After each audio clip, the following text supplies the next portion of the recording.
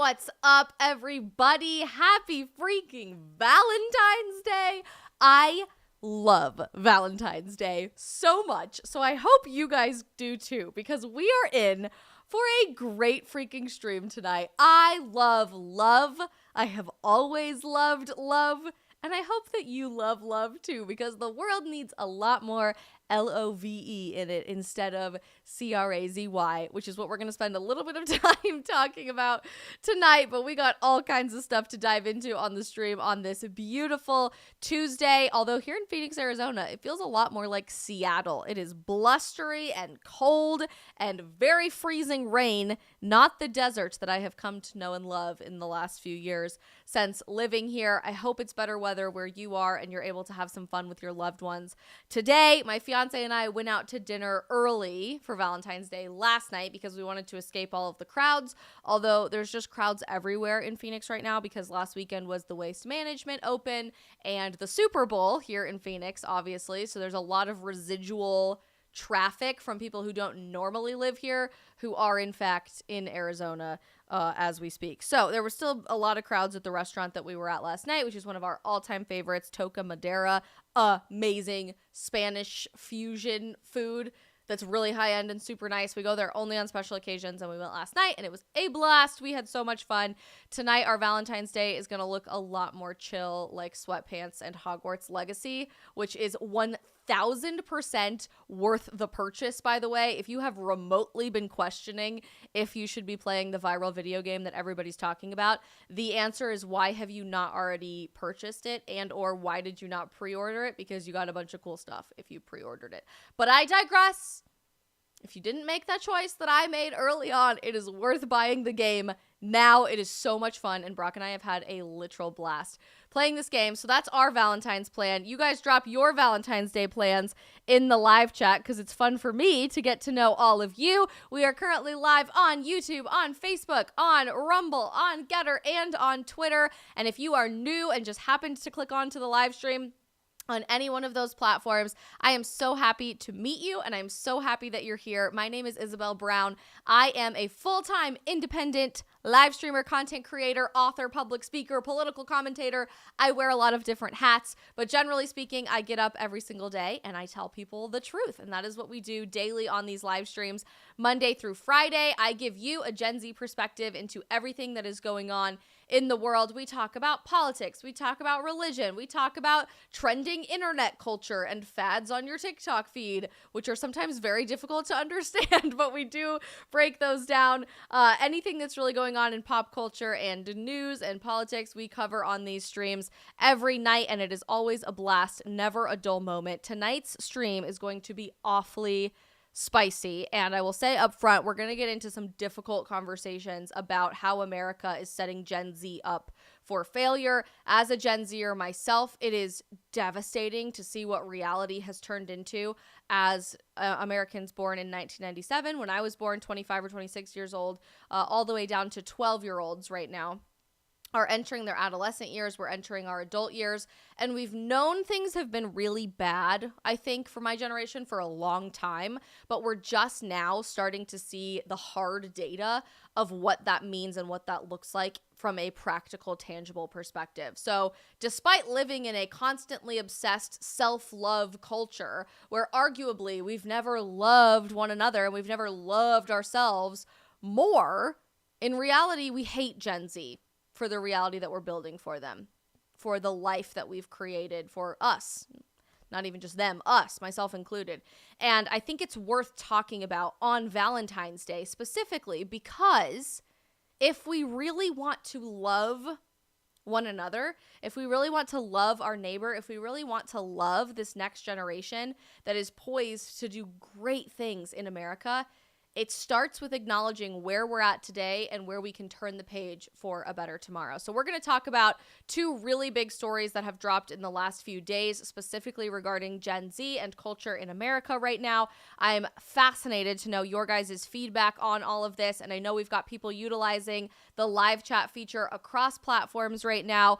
Kelly, my mom, hi Kelly, is in the live chat on YouTube. We've got Steven watching from Wisconsin on YouTube. Big Mike is watching from Norway on YouTube. Super cool. I have always wanted to come to Norway, so I'm going to have to add that to the list. The Franchise 9 is cooking lobster with his wife for dinner. That's amazing. And is watching on YouTube. Glad you're here. Ricky's watching on Facebook from New Hampshire. Jay is watching on Facebook from Minnesota. We've got a ton of people watching on Getter. Alex Padron is here. Cuckoo is here. Hey, exclamation point is here. I'm so glad you're here. Hey, exclamation point. And I'm so glad that I got to meet you IRL in real life a couple months ago. Lucky Me is watching. M-Rock is watching. Nettie Bradford is watching on Getter, and so many more. If you guys are watching on Rumble, I know you're there. I see you hanging out. Utilize that live chat feature. If you're new, especially across platforms, and I haven't met you before, please introduce yourself. Let us know where you are watching from.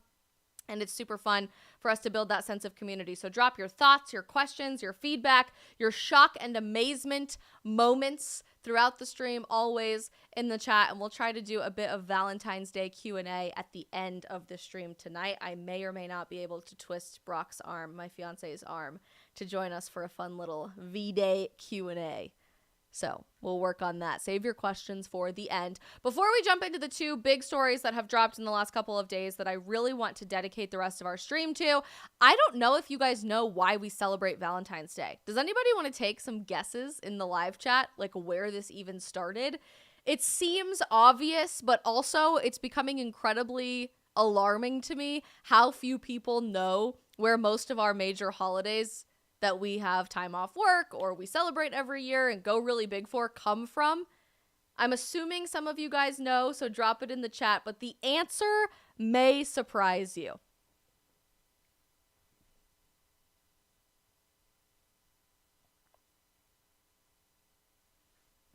I'm curious to know what you guys end up putting.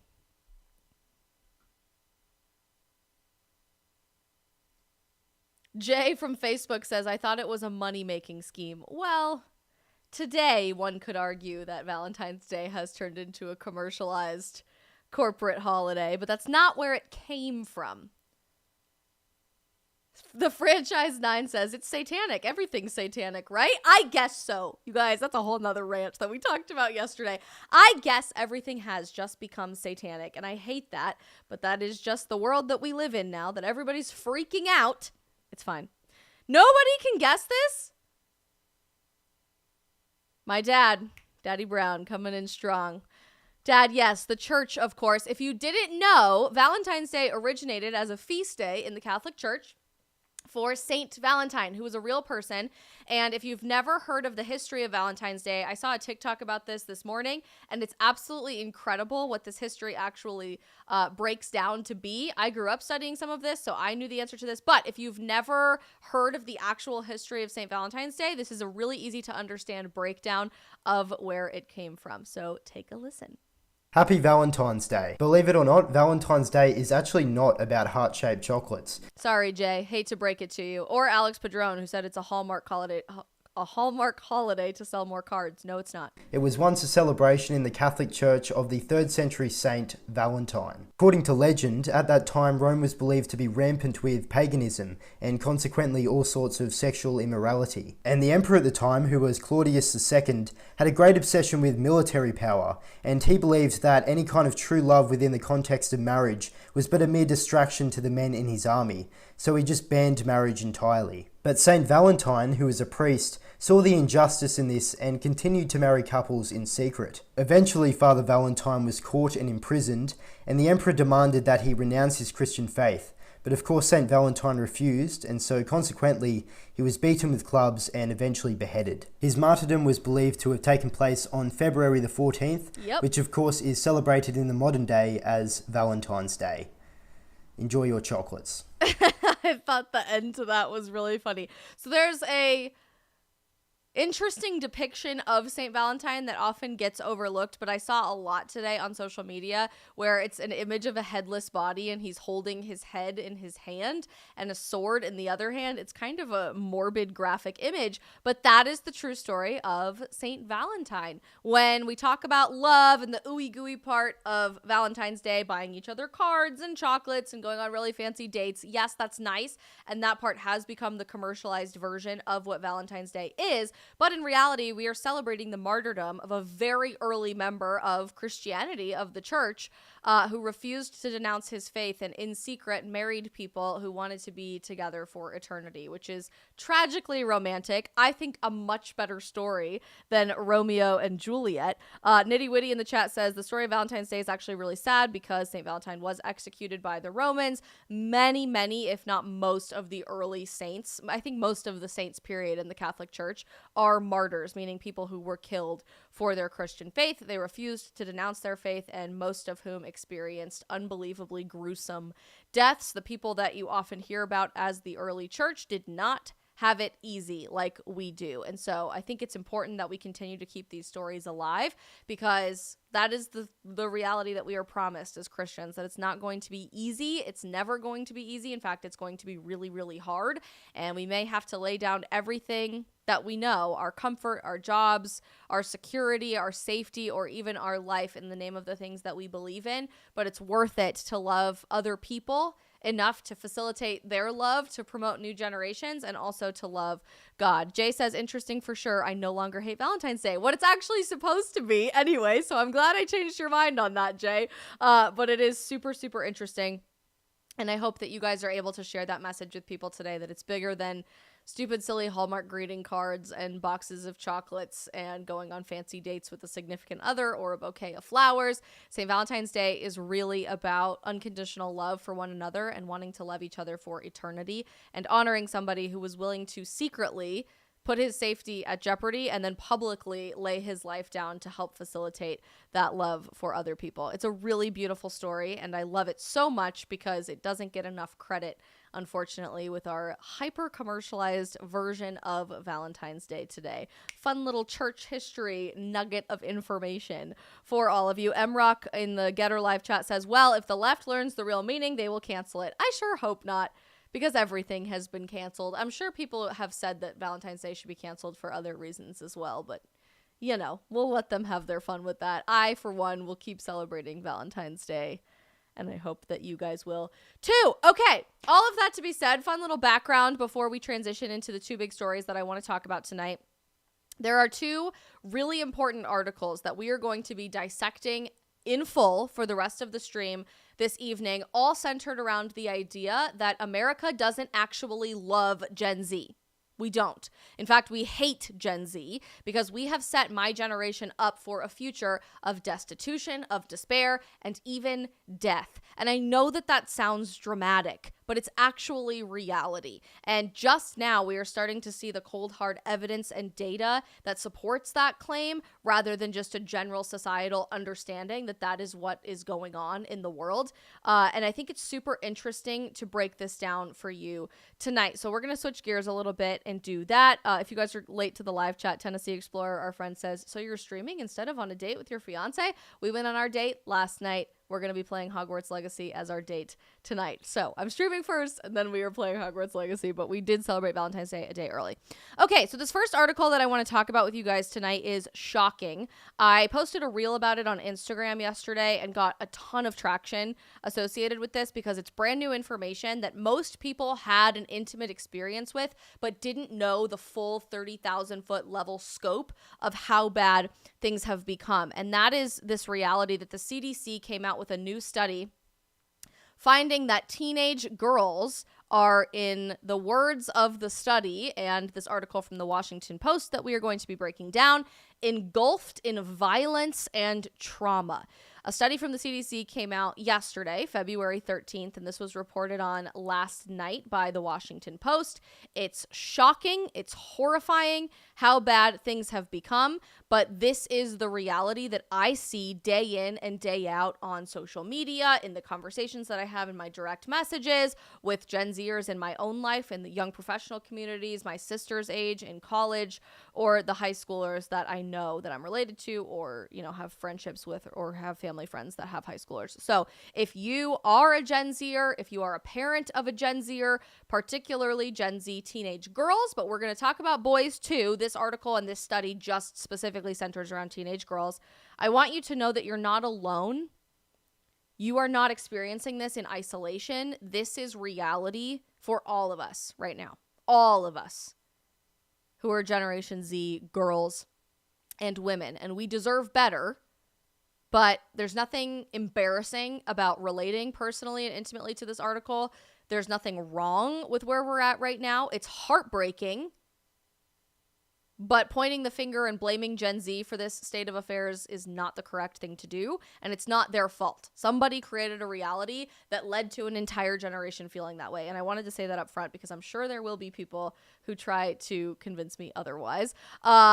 Fascinatingly, this study is so overwhelming and all-encompassing with teenagers right now that you probably will be shocked when you hear just how bad things have become.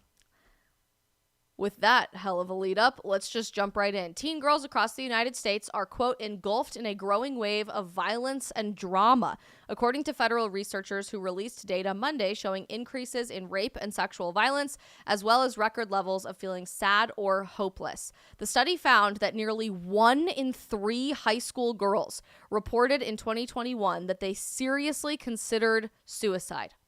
1 in 3.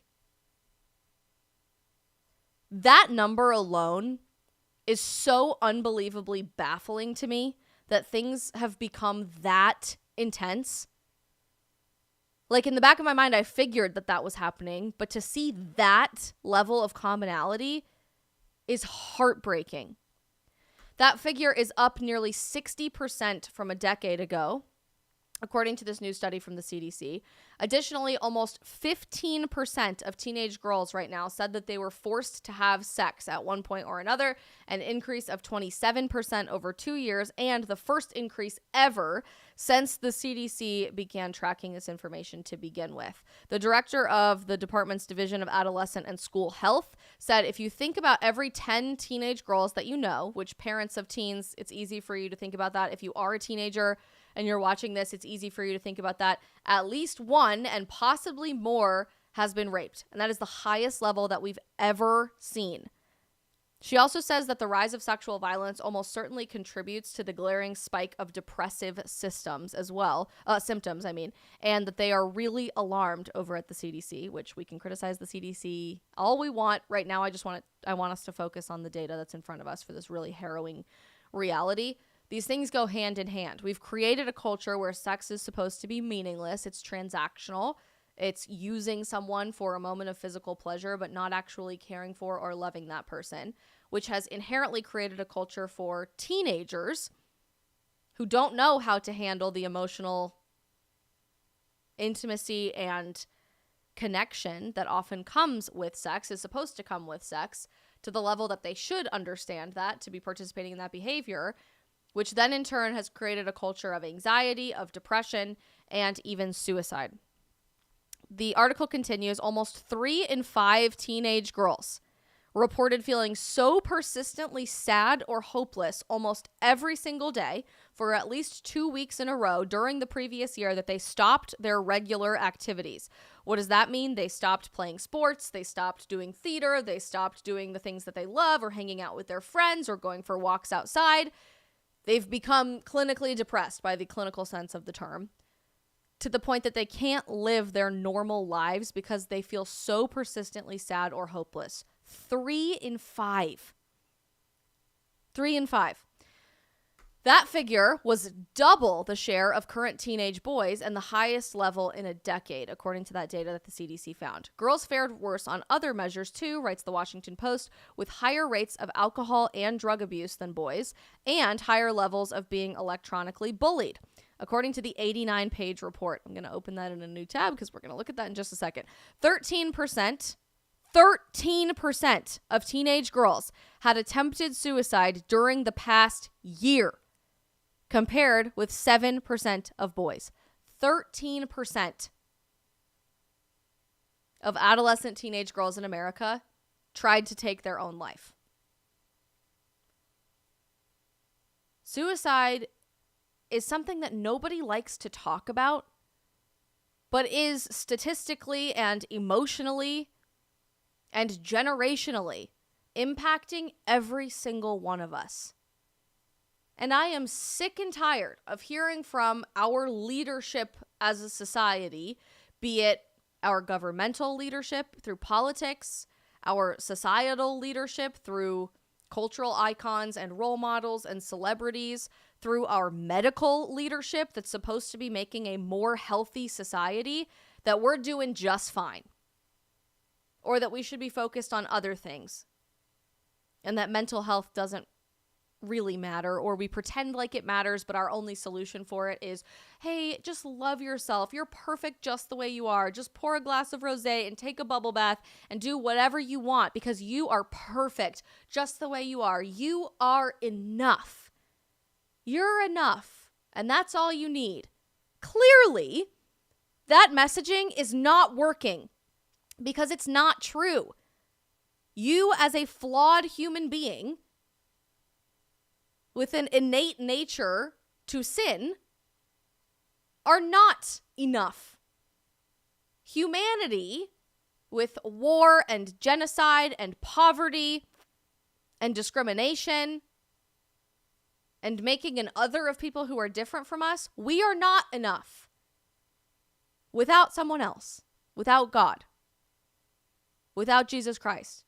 And when we have created a societal-wide message from every pillar of culture, from politics, from the church, from our social media feeds, from the entertainment industry through TV and movies and music, from influencer culture, from our classrooms, from our college campuses, from our friends, from every part of life, that we are just enough, what happens on the days that you don't feel like enough? Well, you have a figure like this, that 13% of American teenage girls in the last year alone have attempted to take their own life. How is that progressive? How is that loving? How is that affirming in any way with a legitimate sense of the word? It's not. It's not. I'm sure many of you probably have a similar experience, but I personally lost a family friend of mine who I'd known since she was yay big, super small, since she was 7, 8 years old, maybe even younger than that, who took her own life about 2 weeks surrounding her 16th birthday. And it was completely devastating. To this day, I think about who she would have become today, that she didn't need to make that decision, even though she probably felt backed into a corner, that was her only hope, that was her only option, that people didn't need her. People did need her. My sister in particular really needed her. To this day, people need her. Her sister, her mom. If you're watching this and you're part of that 13%, or you're part of that 33% of girls who in 2021 seriously considered suicide, even if you didn't attempt it, my heart breaks for you that our society and our culture has lied to our generation so systematically that you feel like that's your only option. That's not truth.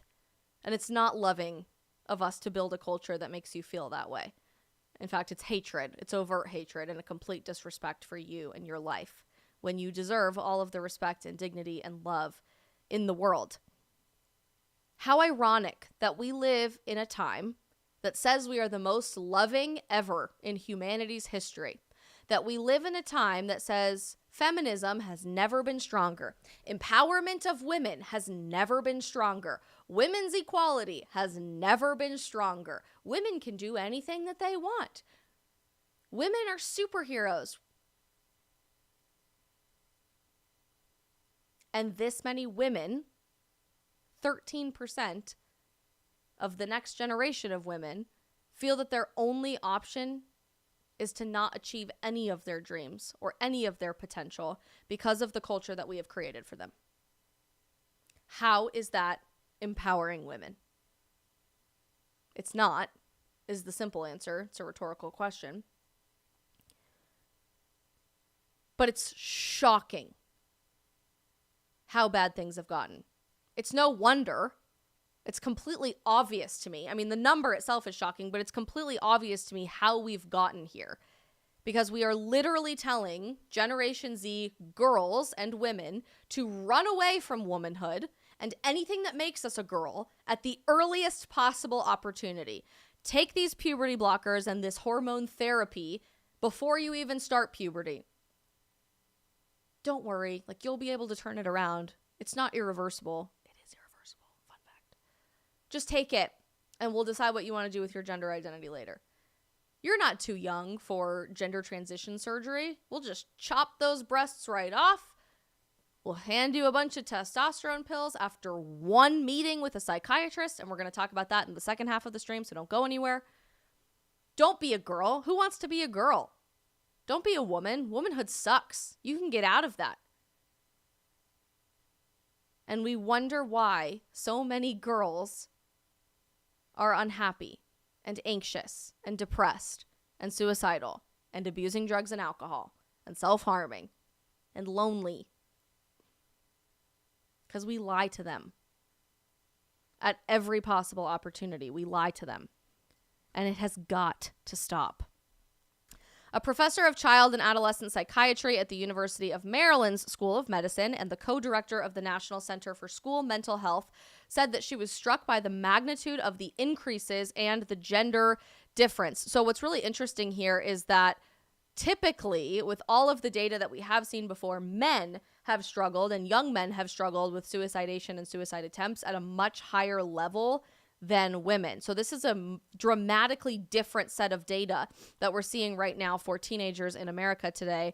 And the magnitude of those increases, I mean, we're talking about 60% increases of girls who are considering suicide in the last decade, is very, very shocking. But gee, it's hard to imagine why, when we've shoved every single thing about what it means to be a human being on here, when your school and your job is on here, when your relationships with your friends are on here, when Thanksgiving dinner with your grandma happens through a screen, because how dare you kill grandma with COVID, when our dating happens through an app and a split-second decision to swipe one way or another based on a highly edited fake picture of somebody if you're not getting catfished to begin with, when your sex life happens through a screen because pornography is about as normal as breathing for Generation Z, it's hard to imagine how in the last few years our mental health has changed so substantially as a generation. This professor and others pointed out it is unclear whether the data is influenced by other factors. If girls were more aware of depressive symptoms than boys, for instance, or more inclined to report them, or whether girls are simply far worse off. So do keep that in mind. A psychologist and senior lecturer at Harvard's Graduate School of Education says that there is probably not one single cause to explain the data, but rather interacting causes that vary by all different kinds of stuff. Even so, he said, girls are more likely to respond to pain in the world by internalizing conflict, stress, and fear, and boys are more likely to translate those feelings into anger and aggression. He said, oh, so we're admitting that girls and boys have different brains, that they do things differently? Fascinating. Harvard. Wasn't it Harvard Medical School, just down the street from Harvard's Graduate School of Education, that just introduced a class to their medical students about LGBTQ plus healthcare for infants? Interesting. Boys are more likely to mask depression, he said, while girls may be more vulnerable to social media and a culture obsessed with attractiveness and body images. CDC researchers said schools could be a lifeline as students struggle, pointing to studies showing better mental health outcomes for students who felt connected to their schools. Color me shocked, CDC. Weren't you the ones who suggested that we shut down all the schools and social media? School would be a better alternative. The metaverse school would be a better alternative. Internet school would be a better alternative for the last 3 years. The pandemic took a heavy toll on adolescents, no shit, Sherlock, who already struggled with depression, anxiety, and thoughts of suicide before it began. Many were cooped up at home for months. Again, who suggested that? They continue to grapple with social media pressures, academic strain, and family turmoil. Some lost parents and other relatives to COVID-19. These data make it clear that young people in the U.S. are collectively experiencing a level of distress that calls on us to act. Where the hell have you been for the last 3 years? Awfully convenient now that you don't have a political advantage to shutting down the entire world, that now, immediately, we must act for the mental health of this next generation because we love them. And how sad that they experienced all of this trauma and turmoil for the last 3 years. It's your goddamn fault. I know I'm animated, but like, what? How are more people not completely outraged about this? You don't see anybody talking about this on the news. Instead, it's all about who's running for president and, oh no, all these satanic Hollywood things. Like, yes, those are important, but imagine what we could be talking about where literally a third of the women who are teenagers in America right now are seriously considering killing themselves because it's that bad. You don't see anybody talking about that. And who caused it? But gosh darn it, we better hurry up and fix it right now. We must act.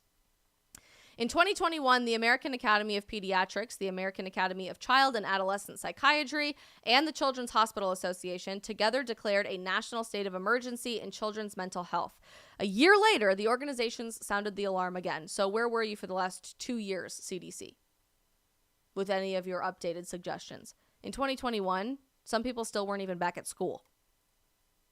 The isolation and stress of the pandemic lockdowns were followed by a rise in domestic violence. So also the other figure that we talked about, more and more teenagers reporting sexual assaults and rape. But me too. But we care. We believe you. And may have also driven an increase in the sexual assault of teenage girls, says this person whose name I cannot pronounce, an associate professor of criminology and law studies at Marquette University with expertise in sexual violence.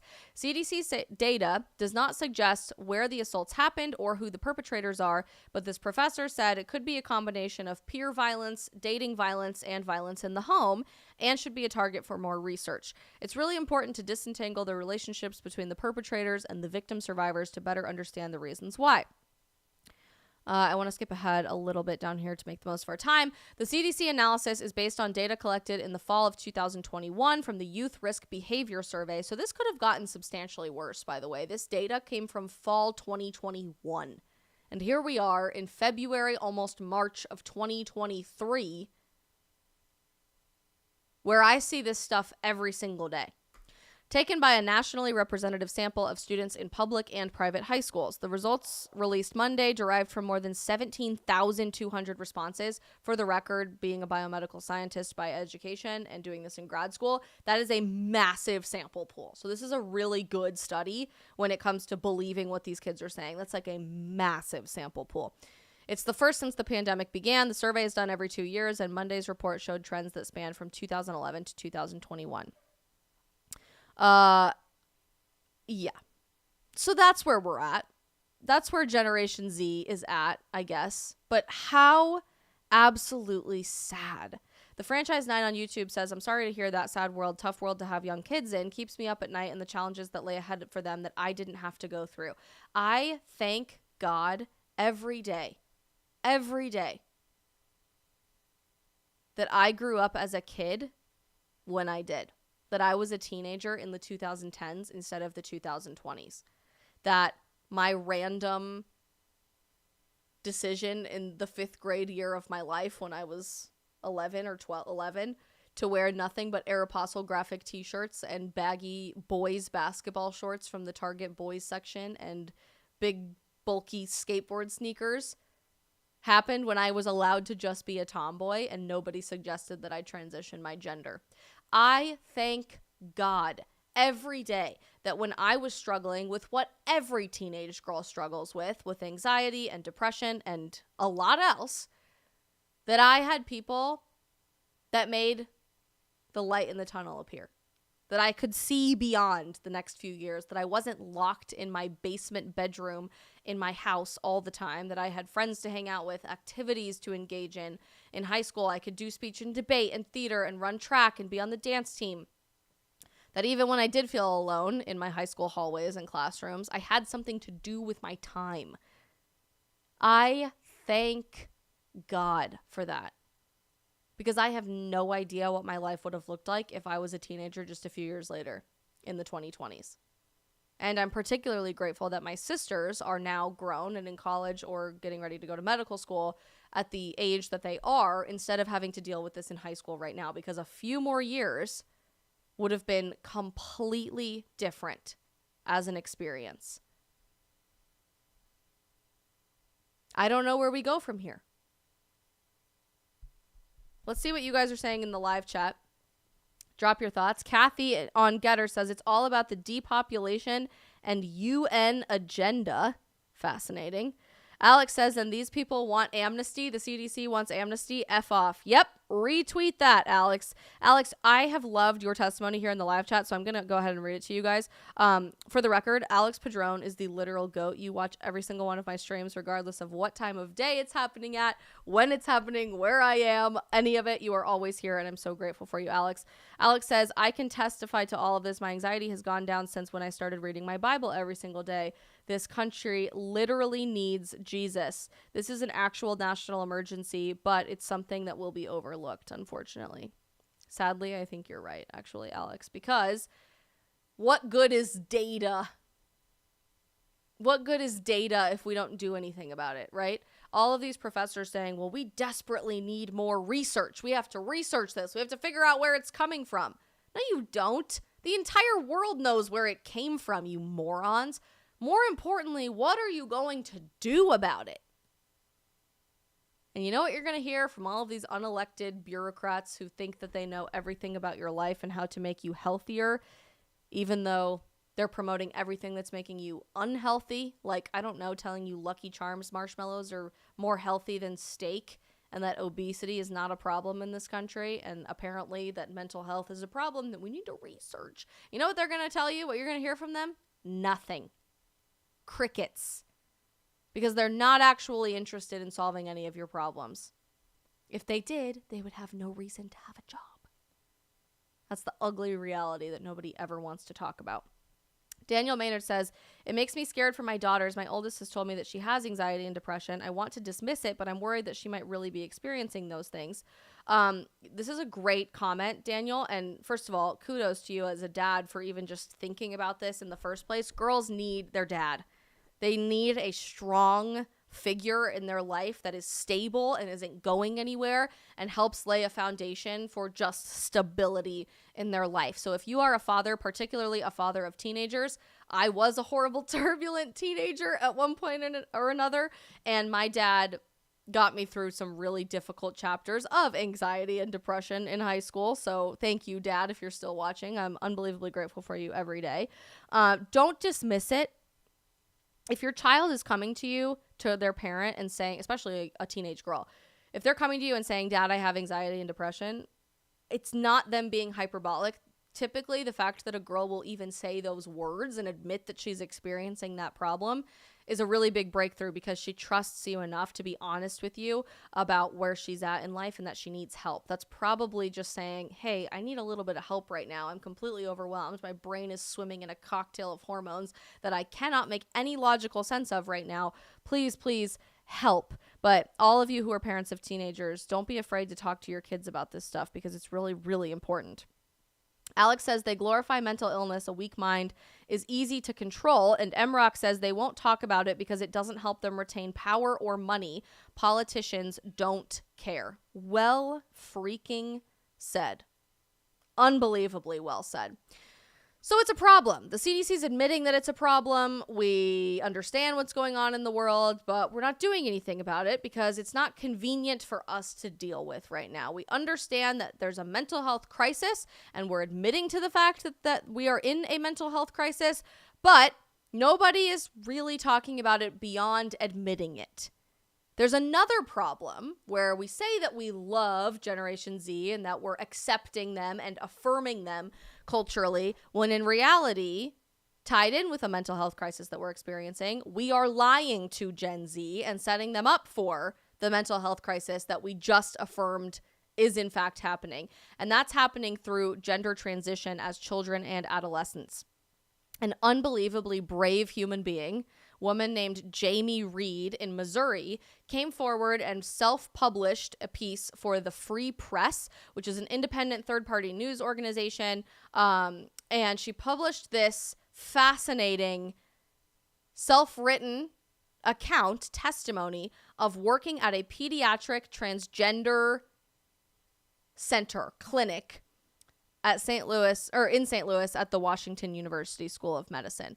She worked there for about 4 years. She left in November. She herself is a queer woman who is married to a trans man and is raising children, and thought that she was helping kids by working at this center, unbelievably politically progressive, and no longer felt comfortable staying silent about the absolutely harrowing atrocities that she was forced to participate in by working here. She ended up leaving her job in November and now is publicly sharing her experience. I would love to have Jamie on the stream sometime and just ask her questions, because this is not a partisan political issue. If we truly love anybody, particularly children and teenagers of the next generation who deserve our protection, who deserve the truth, who deserve us standing up for them, this has got to be curbed immediately in the United States. We have to outlaw this, because this is absolutely shocking. So we're going to go through Jamie's testimony here from the Free Press before we do our Q&A at the end of the stream, but talk about not loving Generation Z and lying to them in the name of affirming them. This article will shock you. This is Jamie writing for the Free Press saying, "I thought I was saving trans kids. Now I'm blowing the whistle. There are more than 100 pediatric gender clinics across the United States. I worked at one. What's happening to children is morally and medically appalling." And just to say as a disclaimer, because we are currently live on several different platforms that have different rules about all of this stuff, I'm simply remitting the firsthand account of another human being by reviewing this article of what her experience working at this clinic was like. Incredible that we have to do that. Jamie Reed said a few days ago in this article, "I'm a 42-year-old St. Louis native, a queer woman, and politically to the left of Bernie Sanders. My worldview has deeply shaped my career. I have spent my professional life providing counseling to vulnerable populations, children in foster care, sexual minorities, the poor. For almost 4 years, I worked at the Washington University School of Medicine Division of Infectious Diseases with teens and young adults who were HIV positive. Many of them were trans or otherwise gender nonconforming, and I could relate. Through childhood and adolescence, I did a lot of gender questioning myself. I'm now married to a trans man, and together we are raising my 2 biological children from a previous marriage and 3 foster children we hope to adopt.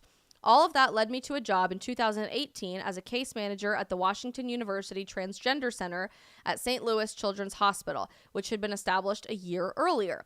The center's working assumption was that the earlier you treat kids with gender dysphoria, the more anguish you can prevent later on." How many of you guys have heard this line of thinking? I hear it repeated all the time. Our President of the United States is saying this. The Department of Health and Human Services is saying this. Abigail Schreier, in her interview process to write maybe my favorite nonfiction book that has been written in the last few years, called Irreversible Damage. She is incredible, and you need to read this book, especially if you have teenage girls, has found that the line that healthcare practitioners are drawing for parents right now is if you have, for example, a girl who wants to become a boy, they are telling people, would you rather have a dead daughter or a living son? Like, the earlier that we can prevent any sort of suicidation or anxiety or depression when it comes to gender dysphoria, the better. The more we can prevent in terms of mental health anguish. So interesting that this is like almost word for word everything that I've heard and read about so far from people that would not agree with the process of transitioning children, and now obviously from this woman who worked at this clinic. This premise was shared by the center's doctors and therapists. Given their expertise, I assumed that abundant evidence backed this consensus. It feels pretty safe to assume when hordes of doctors and public health experts and all of these people that you would trust your personal health with or the health of your child with are telling you this, that there is abundant evidence to back those claims up, right? Right? Wrong. During the 4 years I worked at the clinic as a case manager, I was responsible for patient intake and oversight. Around 1,000 distressed young people came through our doors. The majority of them received hormone prescriptions that can have life-altering consequences, including sterility. Shocker. Nobody likes to talk about that. I left the clinic in November of last year because I could no longer participate in what was happening there. Good for you, Jamie. By the time I departed, I was certain that the way the American medical system is treating these patients is the opposite of the promise we make to do no harm. Instead, we are permanently harming the vulnerable patients in our care.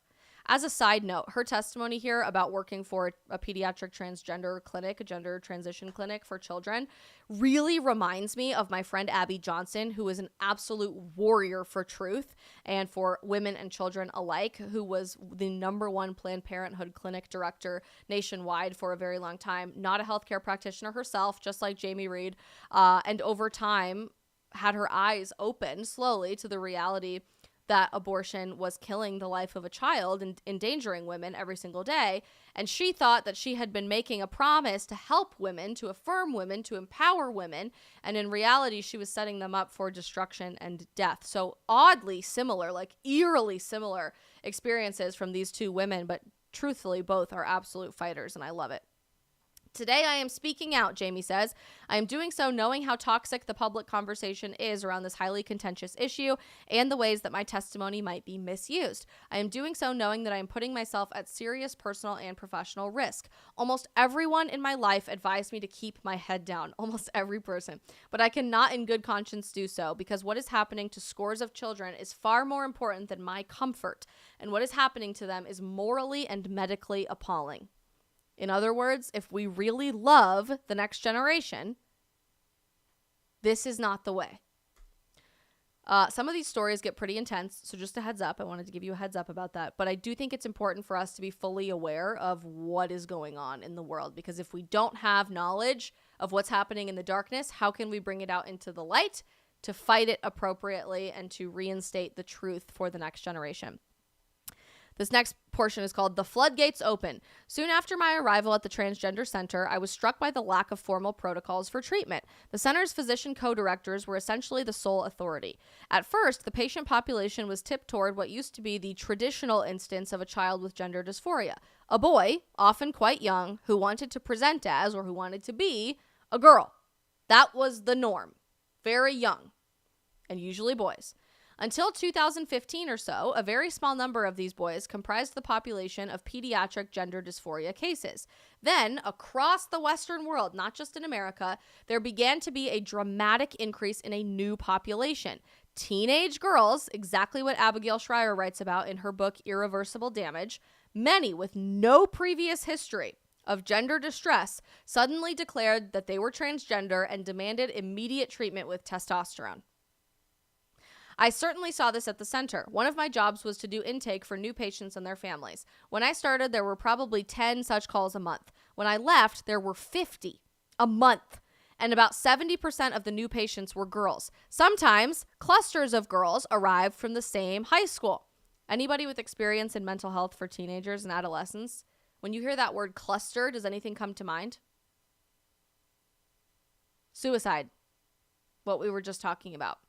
They call them cluster suicides because often in the same group of friends, if one young woman takes her life, others will follow suit, feeling that they don't have any other option. So interestingly, this is mirroring a lot of those same patterns. This concerned me, but I didn't feel that I was in the position to sound some sort of alarm back then. There was a team of about 8 of us, and only one other person brought up the kinds of questions I had. Anyone who raised doubts ran the risk of being called a transphobe. The girls who came to us had many comorbidities: depression, anxiety, ADHD, eating disorders, obesity. Many were diagnosed with autism or had autism-like symptoms. A report last year on British Pediatric Transgender Center found that about 1/3 of the patients referred there were on the autism spectrum. Talk about taking advantage of people who really need our help instead of being pushed further into a corner. Frequently, our patients declared they had disorders that no one believed they had. We had patients who said they had Tourette's syndrome, but they didn't, that they had tic disorders, but they didn't, that they had multiple personalities, but they didn't. The doctors privately recognized these false self-diagnoses as a manifestation of social contagion, meaning that when you see it happening all around you, you will try to identify with that because it's trendy, because it's popular, because it's the new thing to do. They even acknowledged that suicide has an element of social contagion, those suicide clusters that we just mentioned. But when I said the clusters of girls streaming into our service looked as if their gender issues might be a manifestation of social contagion, the doctors said gender identity always reflected something innate. Couldn't possibly be social contagion. To begin transitioning, the girls needed a letter of support from a therapist, usually one that clinic would recommend, who they only had to see once or twice for a green light to start taking hormone therapy or be scheduled for surgery. One meeting with a human being who has never met you before, who has no understanding of your medical history, where you are at all mentally, emotionally, if you are prepared to transition every single thing about yourself, to be sterile for the rest of your life, to have all kinds of other side effects that we're going to go into in this article. 1 or 2 meetings ever with a brand new human being that was recommended to give you the green light to begin with. How is that loving? To make it more efficient for the therapists, we offered them a template for how to write a letter in support of transition. So they told these therapists, they wrote the freaking letter for them. This person is probably trans. We don't know really anything about them, but can you just sign on the dotted line? The next stop was a single visit to the endocrinologist for a testosterone prescription. That's all it took. That's it. If you have teenage girls right now, that's literally all it would take for your daughter to become your son. As a child, as an adolescent. How is it possible that in our society we acknowledge that your brain is not done developing until you're 25 years old? So that's a great reason to limit all kinds of other things, like renting a car, because you're just not prepared to make that kind of a decision. But if you're 14 or 15 or 16 and you want to have a single conversation with a therapist you've never met before, you will be given the green light to take testosterone to render yourself infertile for the rest of your life. How? When a female takes testosterone, the profound and permanent effects of the hormone can be seen in a matter of months. Voices drop, beards sprout, body fat is redistributed. Sexual interest explodes, aggression increases, and mood can be unpredictable. Our patients were told about some side effects, including sterility. But after working at the center, I came to believe that teenagers are simply not capable of fully grasping what it means to make the decision to become infertile while still a minor. That is absolutely correct. Side effects. Many encounters with patients emphasized to me how little these young people understood the profound impacts changing gender would have on their bodies and minds. But the center downplayed the negative consequences and emphasized the need for transition. As the center's website said, left untreated, gender dysphoria has any number of consequences, from self-harm to suicide. But when you take away the gender dysphoria by allowing a child to be who he or she is, as if transitioning is all of a sudden going to erase the fact that gender dysphoria ever existed, we're noticing that goes away. The studies we have show these kids often wind up functioning psychosocially as well as or better than their peers. That's not actually true, by the way. These studies that they are referencing do not exist. Hey, she points that fact out. There are no reliable studies showing this. None. Indeed, the experiences of many of the center's patients prove how false these assertions are. Here's an example. On Friday, May 1st of 2020, a colleague emailed me about a 15-year-old male patient. Oh dear, I am concerned that the patient does not know what this drug does. Bicalutamide. However you say that. I responded, I don't think that we start anything honestly right now. This is a medication used to treat metastatic prostate cancer, and one of its side effects is that it feminizes the bodies of men who take it, including the appearance of breasts. The center prescribed this cancer drug as a puberty blocker and feminizing agent for boys. You don't have aggressive metastatic prostate cancer, but here is a cancer drug that is probably going to wreck your body. But it'll make you look like a girl. As with most cancer drugs, this one has a long list of side effects, and this patient experienced one of them, liver toxicity. Hardly surprising. He was sent to another unit of the hospital for evaluation and immediately taken off the drug. Afterward, his mother sent an electronic message to the transgender center saying that we were lucky her family was not the type to sue. They should have sued. How little patients understood what they were getting into was illustrated by a call we received at the center in 2020 from a 17-year-old biological female patient who was on testosterone. She said she was bleeding from her vagina. In less than an hour, she had soaked through a heavy pad, her jeans, and a towel that she had wrapped around her waist. The nurse at the center told her to go to the emergency room right away. We later found out that this girl had had intercourse, and because testosterone thins vaginal tissues, her vaginal canal had ripped open. Oh my gosh. She had to be sedated and given surgery to repair the damage. She was not the only vaginal laceration case we heard about. If the average teenage girl knew that she would be at risk to bleed to death anytime she fooled around with somebody while she was on testosterone, do you think anyone in their right mind would start taking that drug? No. Other girls were disturbed by the effects of testosterone on their clitoris, which enlarges and grows into what looks like a microphallus or a tiny penis, a micropenis. I counseled one patient whose enlarged clitoris now extended below her vulva. I know this is a little bit graphic, but we're just using medical terms here. And it chafed and rubbed painfully in her jeans. I advised her to get the kind of compression undergarments worn by biological men who wanted to pretend that they were a female. At the end of the call, I thought to myself, wow, we really hurt this kid. There are rare conditions in which babies are born with atypical genitalia, cases that call for sophisticated care and compassion. But clinics like the one where I worked are creating, manifesting, inventing a whole cohort of kids with atypical genitalia, and most of these teens have not even had sex yet. They have no idea who they were going to be as adults, yet all it took for them to permanently transform themselves was 1 or 2 short conversations with a therapist.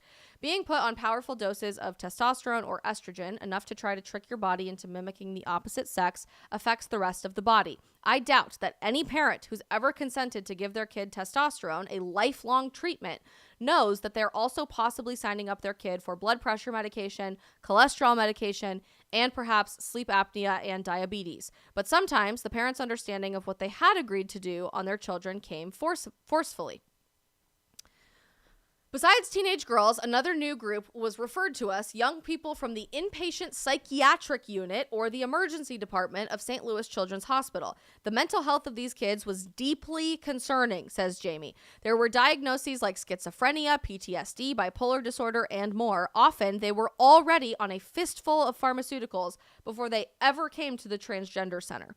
This was tragic, but unsurprising given the profound trauma some had been through. Yet, no matter how much suffering or pain a child had endured, or how little treatment and love they had received, our doctors viewed gender transition, even with all the expense and hardship it entailed, as the solution. Some weeks it felt as though our entire caseload was almost nothing but disturbed young people. For example, one teenager came to us in the summer of 2022 when he was 17 years old and living in a lockdown facility because he had an awful childhood. His mother was a drug addict, his father was imprisoned, and he grew up in foster care. Whatever treatment he may have been getting, it was not working. During our patient intake, I learned from another caseworker that when he got out, he planned to reoffend because he believed that the dogs deserved it, basically, had willingly submitted. Somewhere along the way, he expressed a desire to become female, so he ended up being seen at our center. From there, he went to a psychologist at the hospital who was known to approve virtually every single person seeking transition. Everybody. Even if you didn't have legitimate gender dysphoria.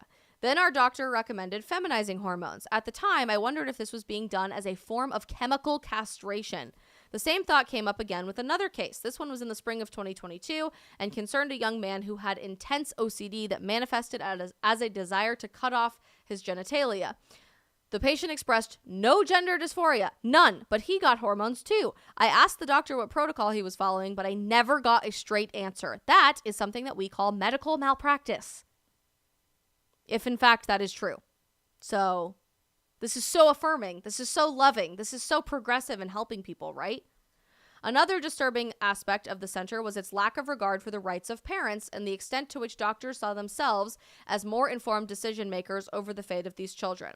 In Missouri, only one parent's consent is required for treatment of their child. One.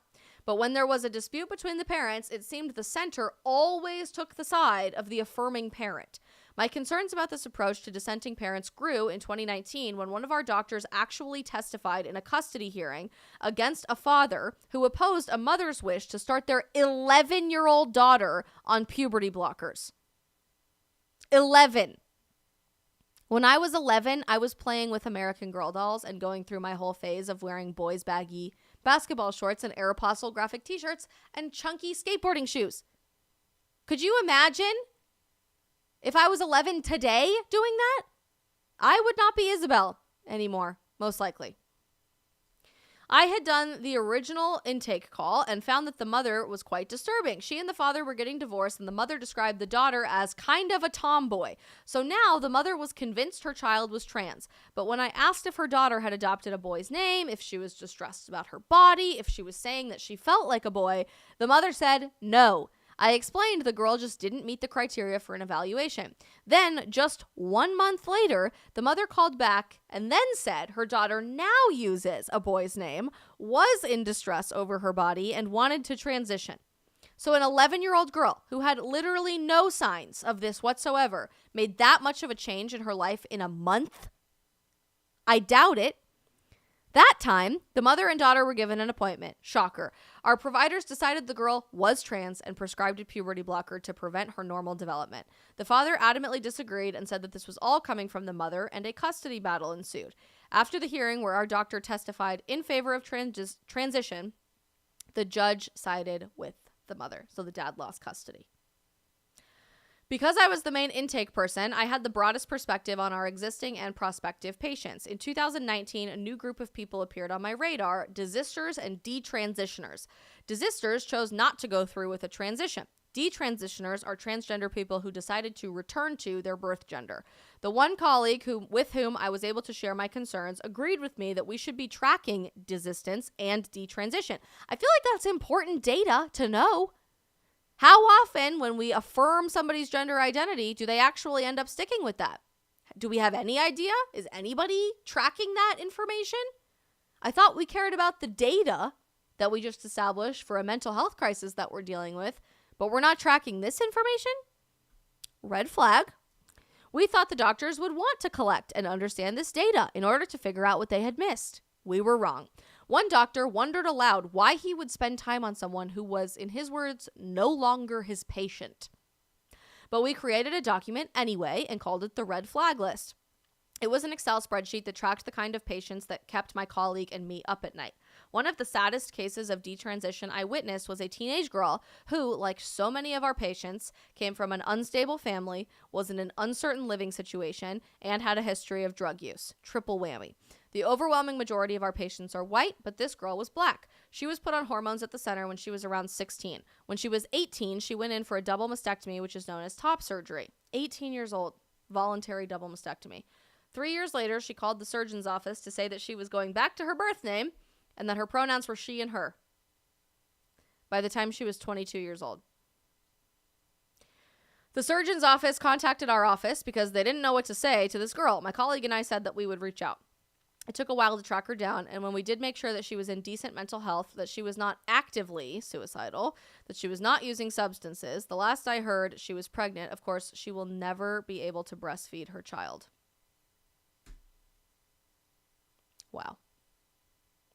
My concerns about what was going on at the center started to overtake my life, Jamie says. By spring of 2020, I felt a medical and moral obligation to do something. So I spoke up in the office and sent plenty of emails. Here's just one example. On January 6, 2022, I received an email from a staff therapist asking me for help with the case of a 16-year-old transgender male living in another state.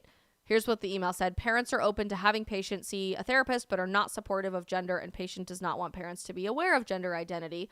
I am having a challenging time finding a gender-affirming therapist. AKA, the therapists are agreeing this kid is not trans. How do I find one that will tell me they are trans? I do not ethically agree, Jamie replied, with linking a minor patient to a therapist who would be gender-affirming with gender as a focus of their work without that being discussed with the parents, and the parent agreeing to that kind of care. In all my years at the Washington University School of Medicine, I had received solidly positive performance reviews. But in 2021, that changed. I got a below average mark for my judgment and, quote, working relationships and cooperative spirit. Although I was described as responsible, conscientious, hardworking, and production, the evaluation also noted, at times, Jamie responds poorly to direction from management with defensiveness and hostility.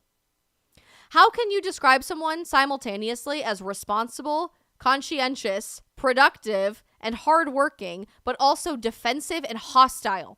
Those things are easily mutually exclusive. Am I wrong?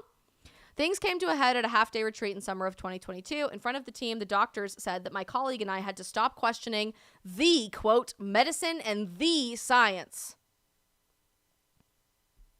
Come on. As well as their authority. Then an administrator told us that we had to, quote, get on board or get out. I'm sorry. But what led me to pursue science as a degree at all, to get my bachelor's in biomedical sciences and then my master's in biomedical sciences policy and advocacy, was that science is about investigation, discovery, seeking objective truth, asking the big questions, to do the research without having a set determination and conclusion up front, but a loose hypothesis that could be proven wrong before you start investigating a problem to then figure out if you were right or not. To find reality in pursuit of objective truth. Where does that start with? Asking questions. We all remember our 5th grade science fair projects, do we not? The scientific method, which we learned in 2nd frickin' grade. And now, trusting the medicine and the science means, quote, get on board or get out? Really? It became clear to Jamie that the purpose of the retreat was to deliver these messages to us. That's it. That's the only reason that they held a retreat. The Washington University system provides a generous college tuition payment program for longstanding employees. I live by my paycheck and have no money to put aside for 5 college tuitions for my kids, like many average Americans are dealing with right now. I had to keep my job. I also feel a lot of loyalty to Washington University, but I decided then and there that I had to get out of the transgender center, and to do so, I had to keep my head down and improve my next performance review. I managed to get a decent evaluation, and I landed a job conducting research in another part of the Washington University School of Medicine. I gave my notice and left the transgender center in November of 2022. What a harrowing account of what happens from within the 4 walls of these transgender pediatric clinics that are encouraging kids, your children, your teenagers, to change their gender and irreversibly alter their bodies before they've even finished going through puberty. Harrowing. Where do we go from here? We've established that we're lying to Gen Z at pretty much every possible opportunity, telling them that their life is going to be great. You're going to be affirmed. You're going to be loved. Your future is bright. Clearly, that is not the case. Clearly, that is not the case. When 13% of teenage girls have attempted suicide in the last year, 7% of teenage boys have attempted suicide in the last year, 1 in 3 teenage girls have seriously considered suicide in the last year, we're not in a good place. And the lies that you should be running away from, everything that makes you a girl in the first place, that we are constantly bombarding Gen Z women with, is a huge factor, a huge component in that reality. Jamie has some suggestions that I think are worth noting. What I want to see happen, she says. For a couple of weeks, I tried to put everything behind me and settled into my new job as a clinical research coordinator, managing studies regarding children undergoing bone marrow transplants. Then I came across comments from Dr. Rachel Levine, a transgender woman who is a high official at the Federal Department of Health and Human Services. The article read, Levine, the U.S. Assistant Secretary for Health, said that clinics are proceeding carefully and that no American children, none, this is what our government is telling us, are receiving drugs or hormones for gender dysphoria who shouldn't. None. I felt stunned and sickened. It wasn't true. And I know that from deep firsthand experience. So I started writing down everything I could about my experience at the Transgender Center. 2 weeks ago, I brought my concerns and documents to the attention of Missouri's Attorney General. He is a Republican. I am a progressive, but the safety of children should not be a matter for our culture wars. I love that line. Amen. This is not a partisan issue.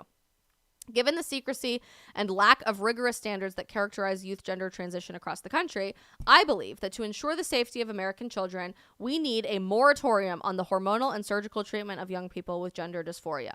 In the past 15 years, according to Reuters, the U.S. has gone from having none, zero, no pediatric gender clinics to more than 100 in the past 15 years alone. A thorough analysis should be undertaken to find out what has been done to their patients and why, and what the long-term consequences are. There is a clear path for us to follow. Just last year, England announced that it would close the Tavistock's Youth Gender Clinic, then the NHS's only such clinic in the country, after an investigation revealed shoddy practices and poor patient treatment. Sweden and Finland, too, have investigated pediatric transition and greatly curbed the practice, finding that there is insufficient evidence, because they were willing to ask the question, of help and danger of great harm. Some critics describe the kind of treatment offered at places like the Transgender Center where I worked as a kind of national experiment. But that's wrong. Experiments are supposed to be carefully designed. Hypotheses are supposed to be tested ethically. The doctors I worked alongside at the Transgender Center said frequently about the treatment of our patients, "We are building the plane while we are flying it." That's not an experiment or a hypothesis. No one, Jamie finishes, should be a passenger on that kind of aircraft. So what do we do? What do we do when our CDC, the public health experts of our culture, admit that the next generation is living through a never-before-seen mental health crisis, knowing that putting everything behind a screen has largely contributed to that? What do we do when we've established a lie that has encompassed all of our healthcare practices, how we treat kids at school, what we're seeing on our social media feeds, what church congregations are talking about? That we have to get kids transitioned in their gender as early as humanly possible to prevent said mental health crisis from happening, even though it's never been worse than it is right now. What do? We live in a time where we say we've never loved ourselves or each other more. Self-love. You're perfect just the way you are. You are enough. But we're also going to go literally change every single thing about you. I think it starts really loving the next generation with telling us the truth. With not caring about the hostile responses and the cancel culture and the backlash that we're going to get from our employers, from social media platforms, from our friends, from our extended family members, from our church congregations, from our significant others. Knowing that truth is more important than bad feelings.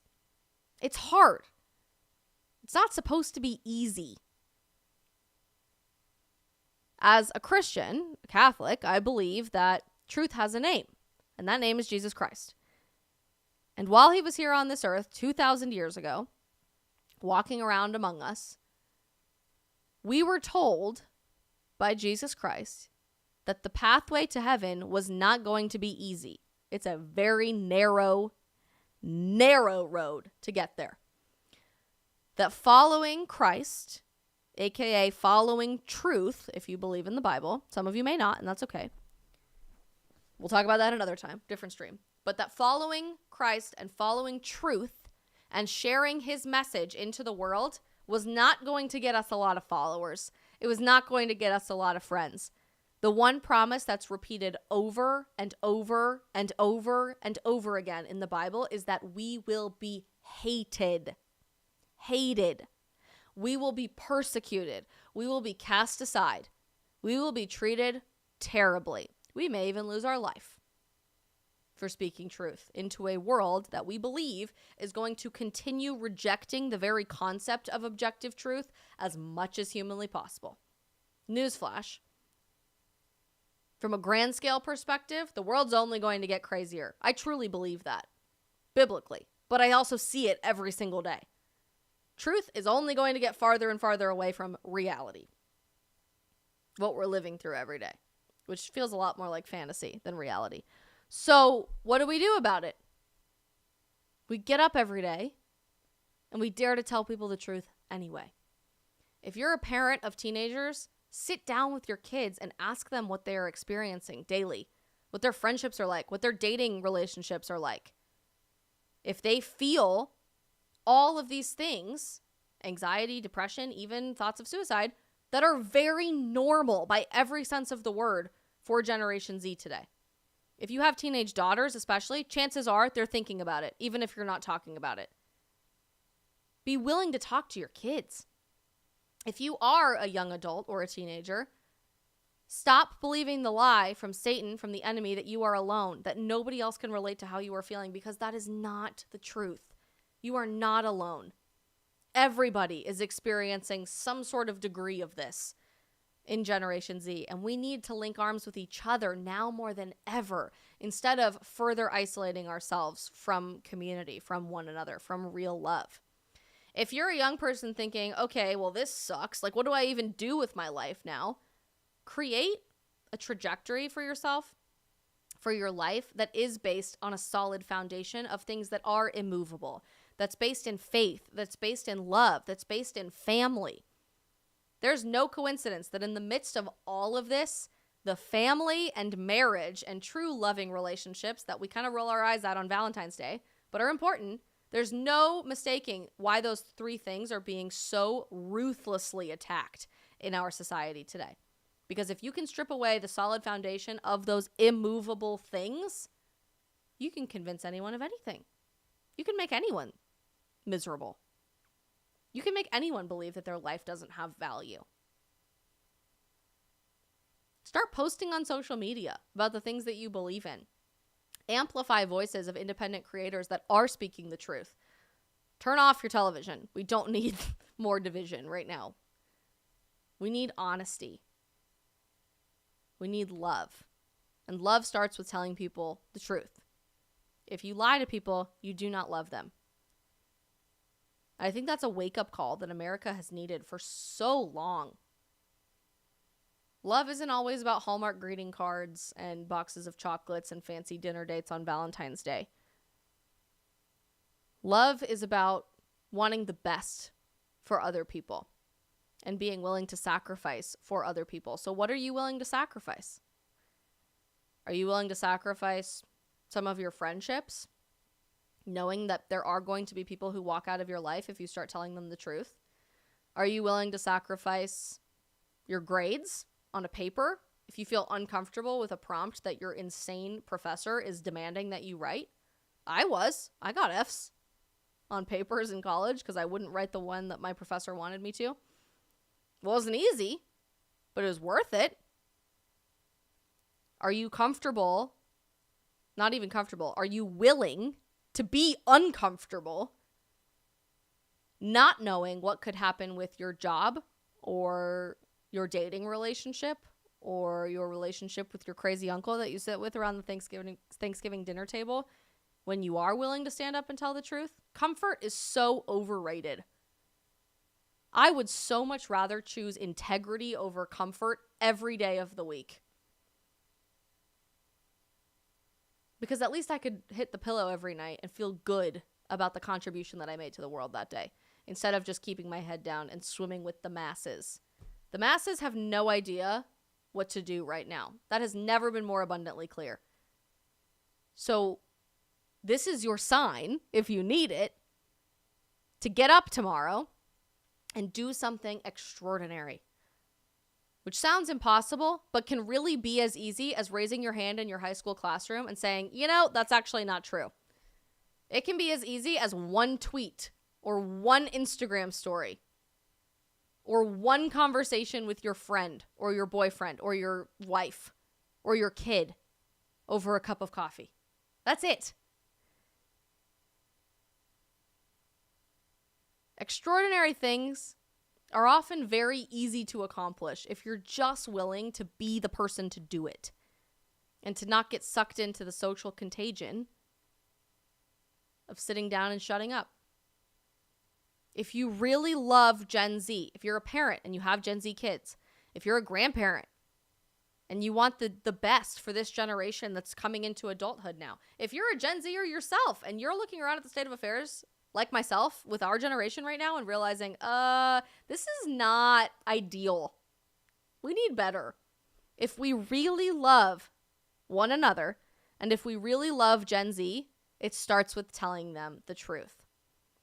There will be a lot of nuanced policy initiatives and societal contracts and agreements we'll have to make along the way that are a lot more difficult in this conversation. But we don't even have to think about that right now. I just want to encourage you on this Valentine's Day going into tomorrow to wake up tomorrow and do what you can to tell the truth.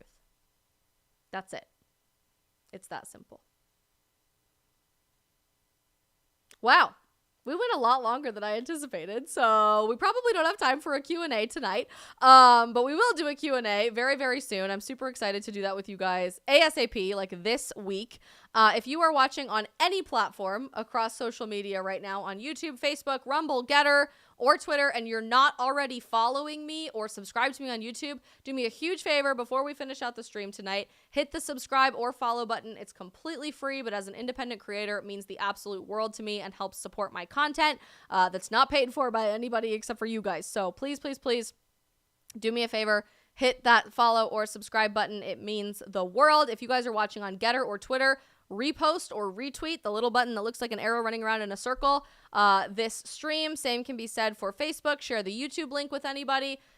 If you care about this next generation, help share this message far and wide, because we really desperately need a reality check and an opportunity to look in the mirror, to evaluate where we are and figure out where the heck we go from here. I am so, so grateful for each and every one of you. Thank you so much for dropping everything in the live chat, for giving me your feedback, your questions, your responses. It's super fun to build this sense of community. I know a lot of you guys were super active in the chat on YouTube, on Facebook, and on Getter. Thank you all so much for being here. I'm so grateful for each and every one of you. I love each and every one of you so very much, and could not imagine doing what I do without all of you. And thank you for supporting me and supporting my content and voice in this very turbulent, crazy time. Go watch a rom-com, or go hug your wife, go kiss your husband, bring your girlfriend some flowers, please. If you have not done that already, the clock is not quite yet out for Valentine's Day. She will appreciate it. Trust me. Tell somebody that you love them, and be good people. Tell the truth. I will see you guys for a very spicy stream. We're going to be breaking down tomorrow everything that's going on with all of these environmental wasteland disasters that are happening in Houston, in Ohio, a new one that just happened this afternoon in Tucson, Arizona, why nobody is talking about it, and why it should be at least raising some alarm bells for you. I know a lot of you guys have been requesting that as a stream, so we will be going into that in full tomorrow night at 8 p.m. Eastern. Love you guys so much. Happy Valentine's Day.